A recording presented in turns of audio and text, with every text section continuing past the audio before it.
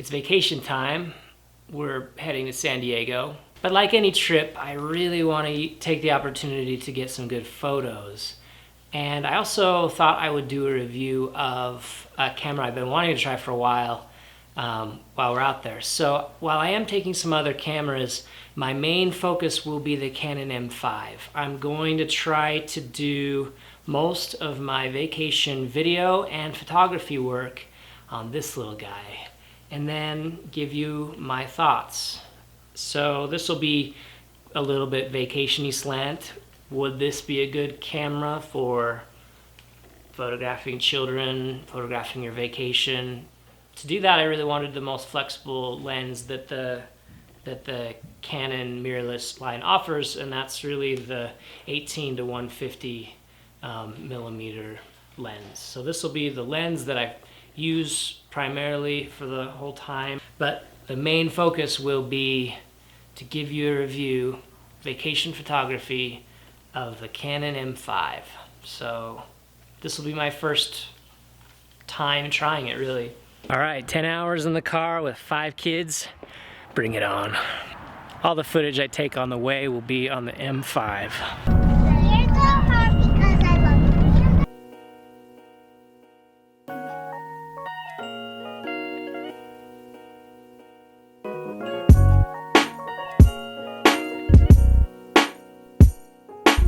We appreciate the support of borrowlenses.com and their willingness to let us try out their gear.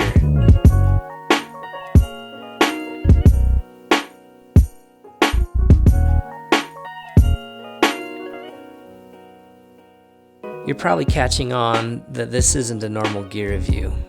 It's also our vlog. If you're looking for some fast facts on the M5, this probably isn't it.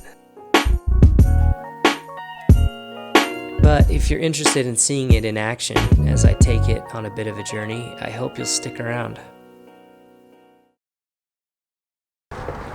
It's 5:30 a.m. We stopped in St. George last night, which is less than halfway to San Diego.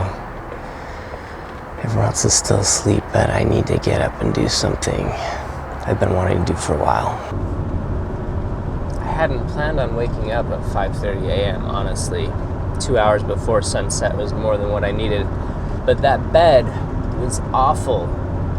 My back was killing. I just couldn't sleep. So I'm gonna go enjoy nature a little bit.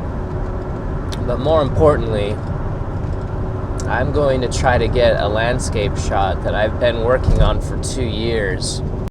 Come in under the shadow of this red rock, and I will show you something different from either your shadow at morning striding behind you, or your shadow at evening rising to meet you. I've stopped in Silver Reef, small old mining town, for the last 2 years on the way to California, maybe 2 or 3 times, specifically to capture a landscape for my grandmother, and I haven't been happy with my results. I'm really hoping this morning will be different. So I am gonna shoot with the M5 with this landscape photo that I'm gonna do, because this M5 is supposed to be a great travel camera, and my traveling experience would not be complete without a little landscape work. On the other hand, it's raining and the M5 is not weather sealed, which I think is one of the biggest drawbacks of shooting with the M5. Now, I know you can't see behind me because it's an hour and a half before sunrise, but I'm here at some ruins in Silver Reef. Silver Reef is a very, very old mining town. But when I was little, my grandparents lived here. They were one of a dozen families that lived in this teeny tiny town. I have fond memories. We would go and explore these ruins and find old artifacts. And these were some happy times for me and my family, in particular for my grandparents. My grandfather's now passed. My grandmother now lives in northern Utah. But for the last couple years, anytime I drive through St. George, Silver Reef, I stop and I try to make a photo to try to encapsulate those memories as a gift to her. And each time I've come up short. Maybe that's because my hopes are very high. Also, it's just because every time I come through, I don't have a lot of time. So today, I have lots of time to really just figure it out and nail the composition right when the light is right. So while I sit here in my car, illuminated by my tungsten car light and waiting for sunrise, I could share a couple more thoughts about the M5, my first impressions so far. It looks nice, it feels nice, but it's not very substantial. It's actually lighter than I thought it would be. Most of it's metal, but it's thin metal, it feels like to me. It doesn't feel very substantial. Now that's good news if you want a very light camera body. But for me, a little bit of heft is somehow comforting. I appreciate that the touchscreen doesn't just work for focusing, but also works in the menu. For whatever reason, Sony's lacking there. Now, to be clear, there are a lot of better landscape photography locations, better quote unquote, in these areas, in Zion's and in St. George. If I were more into landscape photography, I'm sure I'd be interested in those locations. But again, I'm after the sentimental today. And for me, that is just this area right here. I went all around this area to try to find a composition that I liked, and I'm really struggling with it, partly because of these houses that weren't there when I was little. But you know, progress. Can't stop it, I guess.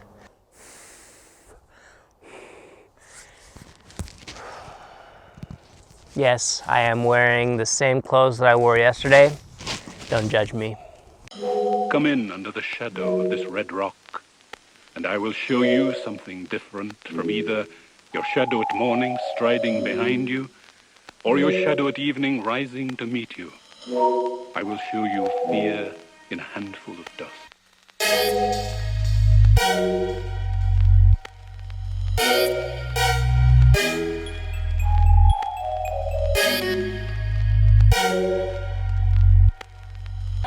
The rain is starting to pick up a little bit.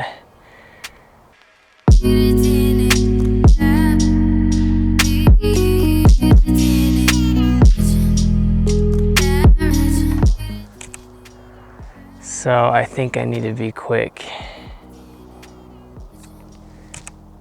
I'm just not thrilled with anything I've gotten so far. I'm gonna put this gear back in the car since it's raining and scope out another spot for if it calms down at all.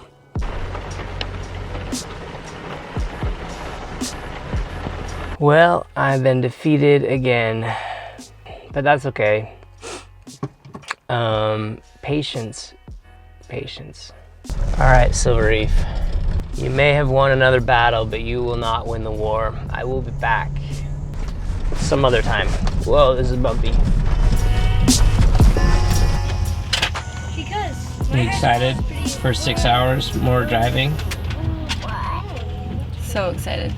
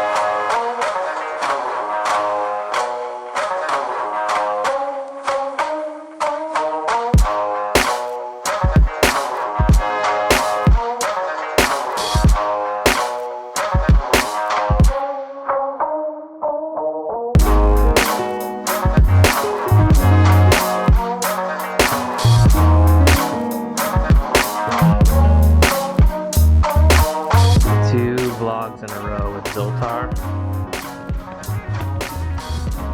It's a sign.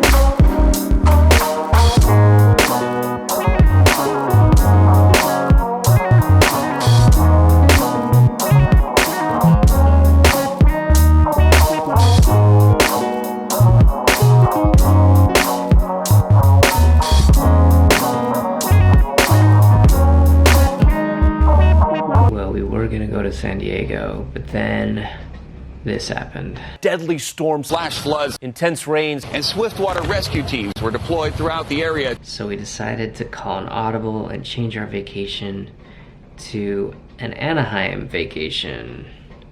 I'm kind of Disneylanded out, but I don't know. What else do you do when you can't go to the beach in LA? Given more time, more planning, we probably could have put together a better vacation, but we're just gonna go to the default, and that's Disneyland, which, you know, first world problems. But because the weather's gonna be so awful tomorrow, I can't bring the M5 with me, which I'm really bummed about because that's the main purpose of this vlog, is to review this thing, and I'm actually really enjoying it. It's been a fun camera to vlog and to photograph and document this vacation with so far, so it bums me out that we can't take it to Disneyland. You know, I guess that's so far, my biggest gripe about this camera. There's a lot of things that I like. I haven't had time to discuss those, but I will show you those hopefully on Sunday when we go to the beach and the weather is at least beachable.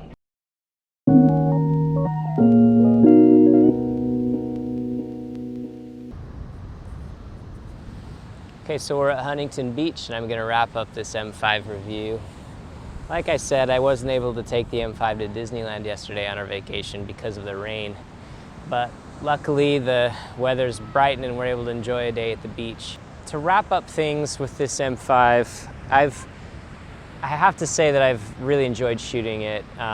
This is a camera I'd be happy to own, and it's a great travel camera. The first thing I want to say about this camera that I've enjoyed in this trip is the image stabilization seems great. It seems on par with what I experienced with the Sony a6500.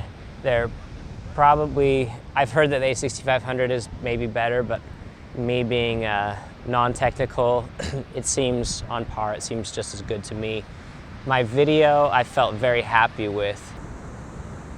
The thing I like most about the M5 is the touch and drag autofocus settings.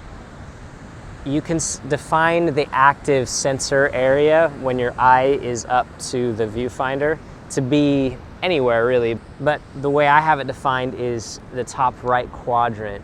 That's really cool because then when my eye is up to the viewfinder, I can just drag my thumb around to position the focus point where I need it to be. And that rocks. That's really cool. I like that better than a joystick, and I like that better than the full screen being touch when my eye's to the viewfinder, because my nose interferes with it or I can't get my thumb all the way to the left, and it makes it a poor shooting experience. This is really cool. There's also a position method setting. So if you want to just sit there kind of mouse, or I guess trackpad style, and make it relative, you can do that, or you can make it absolute. I actually prefer absolute when I've got it defined for that top right quadrant, because that just seems more natural to me. I can just point right at what I need relative to the screen, absolutely positioned to the screen. And that's cool. I really like that feature. It's also nice that it has a back button focus option. I mean, you do have a little ridge here, and then you've got your back button focus, but it's pretty flush with the camera body, which makes it frustrating to go back and forth between a touch and drag focus point and then to grab a back button focus dial. If you're doing that, it can be a little bit frustrating. And actually, I tended to go back to the half press along with the thumb focus for that reason. I think with a lot of practice, you could probably get used to it, but it's not like the Canon DSLRs where it's just really easy to find, most Canon DSLRs. I've enjoyed switching back and forth from stills to video with this camera. I feel like it's a little easier to do than some other cameras. And for that reason, it's a good vacation camera, I think, both for video and for, I gotta take a shot here. Now, with a dual pixel autofocus and the superb face detection that camera's system has, it's awesome for kids. This thing has, if it's got a face, it'll grab it. It'll just grab right a hold of that face and stay focused on it. and I've just been super impressed with it. Not only that, but if it loses the face, maybe the head turns and comes back, if there's movement, it's still going to predict where that face is gonna be, and to me, that's really impressive. So I like that a lot. I feel like it's better than, and again, I'm not super technical, but from my limited experience with Sony Fuji mirrorless, I feel like it does a better job grabbing hold of that face and sticking to it. So for that reason, again, it makes for a really, really great travel family camera. Now, the thing I like least probably about this camera, I like most things about this camera. I would have no problem owning it or purchasing it for that matter. I don't know. It feels a little overpriced maybe. One second, photo op. Anyway, what was I talking about? Screen blackout. That's the thing I don't like. I really don't like, especially for travel with kids.